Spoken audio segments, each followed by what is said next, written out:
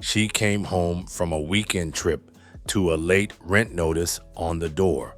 My wife came home from her girls' weekend trip Sunday afternoon, and according to my cousin who drove by earlier that morning, there was a white envelope taped to our apartment door with notice printed on it.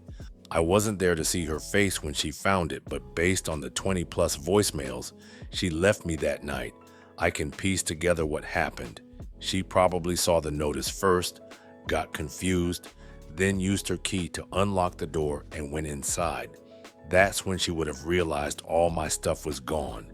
Then she tried calling me and realized I probably blocked her number.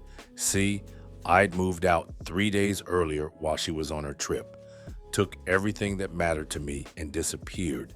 And I left her with that rent notice because, for the first time in 8 years, I didn't pay it. I'm 38 years old, been married 8 years, no kids. For some reason, kids were not in our future. And to be honest, I am glad I never had kids with this woman. We live in Charleston, South Carolina. Been here our whole marriage, renting a 2-bedroom apartment because we could never save enough for a house down payment. I work as a plumber, residential service calls mostly, some commercial work when it's available. Been doing it about 15 years now, make around 55 grand a year. In Charleston, that's enough to get by on, if you can call it that, and definitely not living like a king. My wife, though, she's never been able to hold down a job for more than a few months at a time. I'm talking in 8 years of marriage. She's probably had 15, maybe 20 different jobs. It's always something with her. Started out working retail at a clothing store right after we got married. Quit after 4 months because her manager was micromanaging her. Then she got hired as a server at a chain restaurant. Lasted maybe 3 months before they fired her for calling out every Saturday. Tried being a receptionist at a hair salon. Quit after 6 weeks because the owner was rude to her. Got a job as a bank teller, and that was actually her longest stint. Made it almost 7 months. Then they let her go over cash drawer problems. Call center doing customer service. Quit after a month. Said sitting at a desk all day made her want to die. Cashier at a grocery store. Fired for being on her phone during her shifts. Sales associate at a shoe store. Quit because the employee discount wasn't good enough. Hostess at a restaurant. Quit because the night shift hours didn't work for her. Administrative assistant at a small office. Quit because the work was boring. Barista at a coffee shop. Fired for showing up late too many times. Warehouse packer. Quit after 2 weeks because it was too physical. Pet store cashier. Quit because she's apparently allergic to pet dander, which she didn't realize until after she took the job. Sales associate at a department store. That was her last job. Got fired about 3 months ago for arguing with her supervisor about her schedule. Every single time she loses a job or quits, it's the same cycle. She mopes around for a week, then casually starts looking for something new, takes her time finding it, and meanwhile, I'm covering all the bills: rent, utilities, groceries, car insurance, everything. She'll eventually find something and work it for a few months, contribute a little bit financially, and then boom, quits or gets fired, and we're back to square one. I've had the same conversation with her probably 50 times over the years. Asked her why she can't just stick with something, why she can't push through the parts of a job that are not perfect, why she can't just be reliable. She always has an excuse. The manager's always terrible. The coworkers are always dramatic. The job is always beneath her somehow. But here's the thing. After 8 years of this pattern, I just got tired. Tired of being the only responsible one. Tired of carrying the financial weight while she bounced around from job to job like work was optional. Tired of feeling like a parent instead of a husband. About 2 months ago, something happened that changed everything. My cousin stopped by our apartment one afternoon to drop off a cooler she borrowed from me. I was at work, but my wife was home, unemployed at the time, of course. My cousin texted me about an hour later, and said something weird went down. She knocked on the door, and my wife answered, wearing just a tank top and shorts, hair all messy, looking flustered. Told my cousin she was probably napping, but my cousin said she heard a man's voice inside the apartment, clear as day, asking who was at the door. My wife said the TV was on. My cousin gave her the cooler and left, but she said it didn't sit right with her. The way my wife was acting nervous, the way that voice sounded like it was coming from the bedroom, not the living room where the TV was. She told me I might want to look into things. I didn't want to believe it at first, thought maybe my cousin was reading too much into it. Maybe my wife really did have the TV on loud. But then I started noticing other stuff. My wife had been glued to her phone a lot lately, always texting. It was kind of unusual for her. Started locking her phone when she never used to, taking calls in front of me at first, then stepping outside, asking me what time will I be home from work, what time exactly, like she needed to plan around my schedule. Started caring about her appearance again, even though she wasn't working, doing her hair, putting on makeup to sit around the apartment, all these little things that individually didn't mean much, but when you put them all together, it painted a clear picture. I could have confronted her right then, but what would that accomplish? She would deny it, say I was being ridiculous or jealous, probably turn it around on me somehow. So instead, I called a guy I knew who used a private investigator for his company when one of his employees tried to say he got injured on the job and couldn't do anything. Well, the private investigator caught him playing golf, and he played in a softball league. Got the number, called him up, met him at a Waffle House near my work, told him what my cousin saw, told him about my wife's behavior, asked him what it would take to follow her for a week and document what she was up to. He said a full week of surveillance would run about $2,000. I didn't have that kind of cash lying around. We were barely making rent most months, but I had a credit card with about $2,500 available on it. Told him to do it. He started the following Monday. I went to work like normal every day, came home like normal, pretended everything was fine. Meanwhile, this investigator was parked down the street from our apartment complex, watching and following my wife whenever she went somewhere. That Thursday, he called me around 3 in the afternoon while I was finishing up a job, said he had everything I needed, and asked if I could meet him. Told my wife I had to stop by the supply store. Met the investigator at that same Waffle House. He gave me a brown folder. Inside were printed photos and a typed-up report. Photos of my wife leaving our apartment Monday morning around 10:30.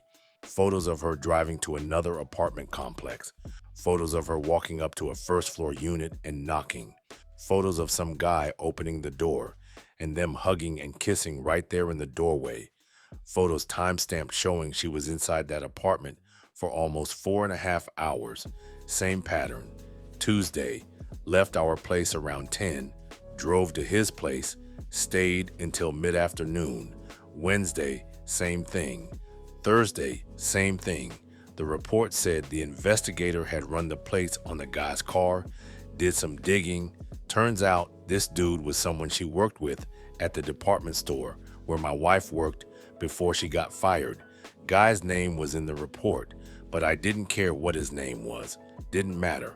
What mattered was that for the past who knows how many months, my wife had been spending her unemployed days at this guy's apartment while I was out working to pay our bills. I just stared at those photos, but didn't feel angry exactly. More just done. Like someone flipped a switch and suddenly I could see everything clearly.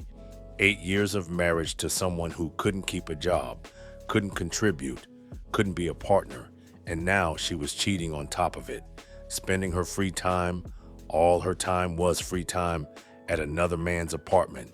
I drove home that evening, and she was on the couch scrolling through her phone, asked me how work was, said she picked up Subway for dinner because she didn't feel like cooking. She never felt like cooking. I said that was fine, took a shower, ate my sandwich, went to bed early, laid there in the dark next to her while she watched videos on her phone, and I made my decision. I wasn't going to confront her. I wasn't going to have some big dramatic fight where she would cry and apologize and promise to change and beg for another chance. I was just going to leave, quietly, cleanly, no warning.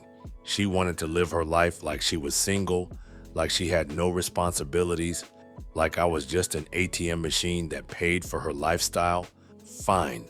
She could see what life was actually like without me. Next morning, I got up and went to work, but instead of going straight to my first job, I stopped at a different bank and opened a new checking account, went online during my lunch break, and changed my direct deposit to go into that new account, starting with my next paycheck.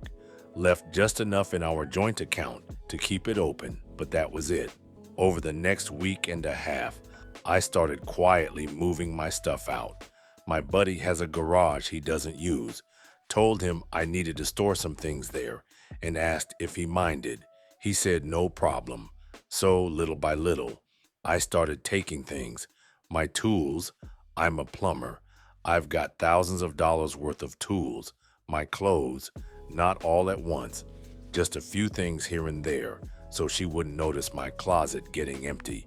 My personal stuff, photos from before we got married, my high school yearbooks, things my parents had given me, my collection of vintage records I'd had since I was a teenager, my fishing gear, my camping equipment, my TV from the garage, my weights from the spare bedroom, anything that was mine from before the marriage or that I'd bought with my own money. I left all the furniture because most of it was hers anyway, or we'd bought it together and I didn't care about it. Left the kitchen stuff, the decorations, all her clothes and shoes and crap she'd accumulated. Just took what was mine. My wife didn't notice because she wasn't paying attention. Too busy on her phone texting her boyfriend or whatever he was. Too busy planning her days around when I'd be gone so she could go to his place. She was living in her own little world, and I was just a background character. During this time, I also went and talked to our landlord, told him I needed to get my name off the lease, that I was moving out, and after this month, I wouldn't be paying rent anymore. He wasn't thrilled about it, but he said as long as my wife was still on the lease and could cover the rent herself, he'd remove me effective end of the month. I said, that's between you and her. I'm just letting you know I'm out. Then I found myself a new place, studio apartment on the other side of Charleston. It was cheap and available immediately. Paid first month's rent and deposit out of my new bank account. Got my utilities set up, got everything ready. All I needed was the right time to make the move. That opportunity came at the beginning of the month. My wife mentioned she and her best friend were planning a girls' weekend trip, going to some beach town, leaving Friday morning, coming back Sunday afternoon. Perfect timing. I always made sure to pay rent for the current month on the 1st like I always did, but that was the last rent payment I made. The new month's rent was due on the 1st, with a grace period until the 5th, which was a Friday, the same day she was leaving for her trip. I made sure to pay rent at the beginning of the month like I always did. That covered us through the end of the month, but the new month's rent that came due on the 1st, that was the one I didn't pay. The grace period ran out on Friday, the same day she left. By the time she got back Sunday, the notice would be up. My wife left for her trip Friday morning, kissed me goodbye, told me to have a good weekend, drove off with her friend. I waited about an hour just to make sure she wasn't coming back for something she forgot. Then I called my buddy and my brother. They came over with my buddy's pickup truck. We loaded up everything I'd been storing at my buddy's garage. Then we went through the apartment and grabbed the last of my stuff, things I hadn't been able to move earlier without it being obvious. We worked fast, had everything loaded up in about 3 hours. The apartment looked noticeably emptier, but it wasn't completely bare. All the furniture was still there, all her stuff. The kitchen was intact. Just my personal belongings were gone. I took photos of everything before I left, so she couldn't claim I trashed the place or stole anything that wasn't mine. Then I handed my key to the landlord, along with the signed paperwork, removing me from the lease effective immediately. He gave me a receipt. We shook hands, and that was that. Drove to my new place and spent Friday evening and Saturday getting settled in. It's a small space, but it was mine. It was quiet. It was peaceful. Sunday morning, my cousin texted me asking if I wanted her to drive by the apartment and see if the rent notice was up yet. I said sure. She drove by around 10 a.m. and texted me back saying, "Yep," white envelope taped to the door with "Notice" printed on it. Took a picture and sent it to me. I thanked her, and that was that. My wife was supposed to get back Sunday afternoon. I already blocked her number Saturday night, along with her best friend's number. Blocked her mom, her dad, her sister, her whole family. Honestly, blocking her parents was satisfying because I never gotten along with them anyway. They always acted like I wasn't good enough for their daughter, like I should be making more money, doing more, giving her a better life. Meanwhile, their precious daughter couldn't hold a job at a gas station for more than 3 months. They never said anything to her about that though. It was always my fault we didn't have a house. My fault we couldn't afford nicer vacations. My fault their daughter had to work at all instead of being a stay-at-home wife. Never mind that we didn't have kids and she was home all day anyway, whether she worked or not. So, yeah, blocking them felt damn good. Sunday evening, I turned off my phone. Figured my wife had probably made it home by then, seen the notice, gone inside, realized all my stuff was gone, and started panicking.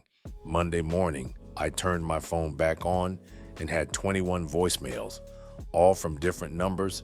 She was having people call me from their phones, trying to get through. I listened to the first few out of curiosity. Started with her sounding confused, asking where I was, why my stuff was gone, what was going on. Then progressed to panic. She's calling everyone trying to find me. Nobody knows where I am.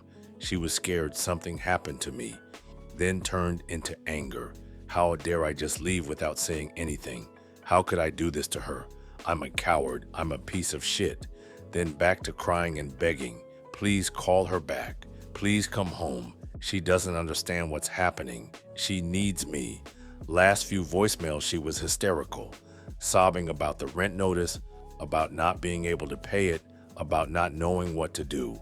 I deleted all of them, blocked every number she called from, deactivated all my social media accounts so she couldn't try to reach me that way. Tuesday, my mom called me.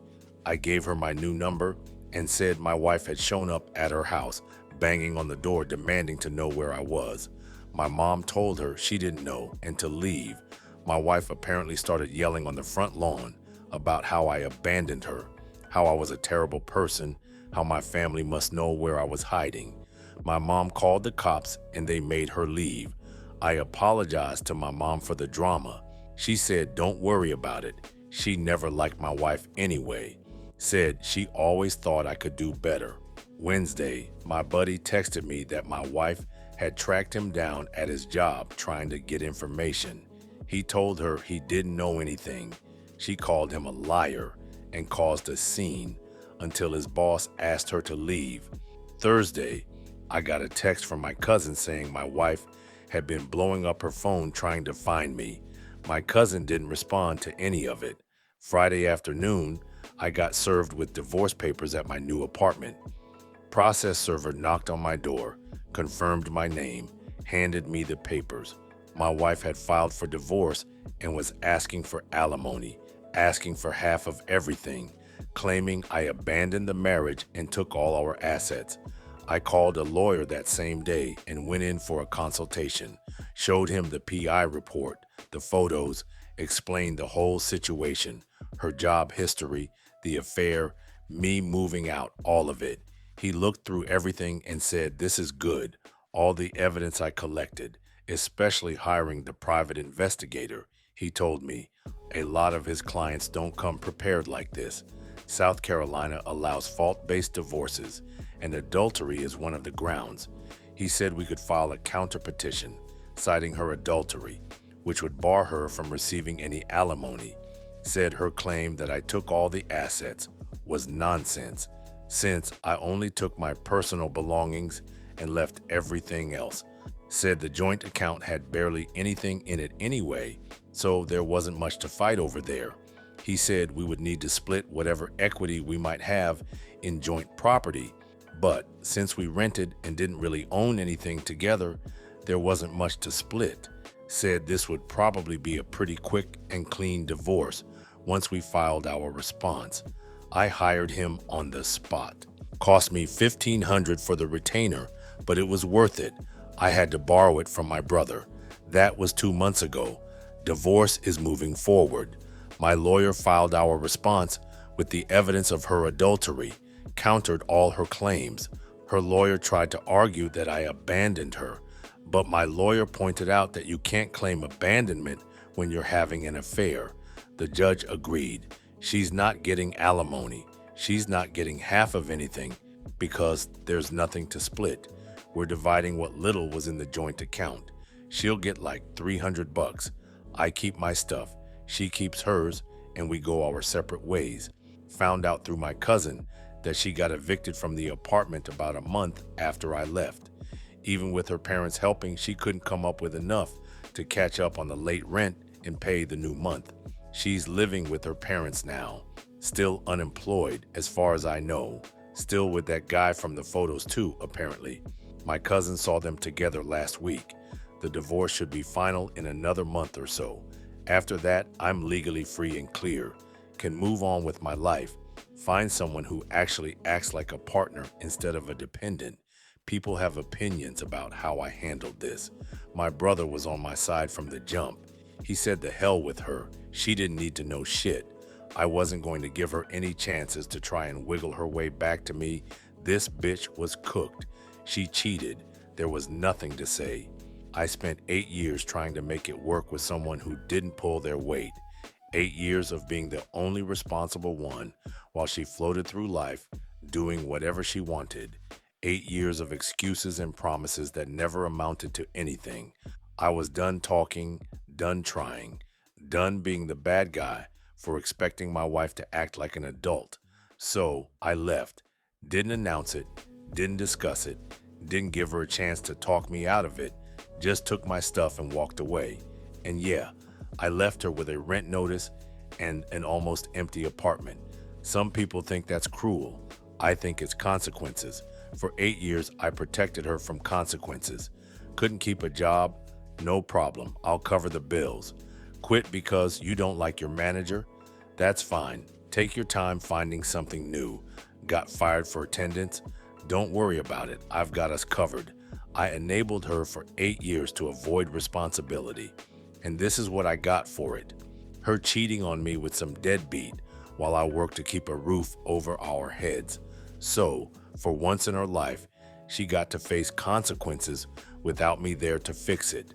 She got to see what life looks like when you can't pay your own rent, when you don't have someone else covering your bills, when you actually have to figure things out on your own. Maybe it'll be good for her in the long run. Probably not, but maybe. As for me, I'm doing great, living in my own place, peace and quiet. Nobody's drama, but my own. My paychecks go to my bills and my savings, not to subsidizing someone else's lifestyle.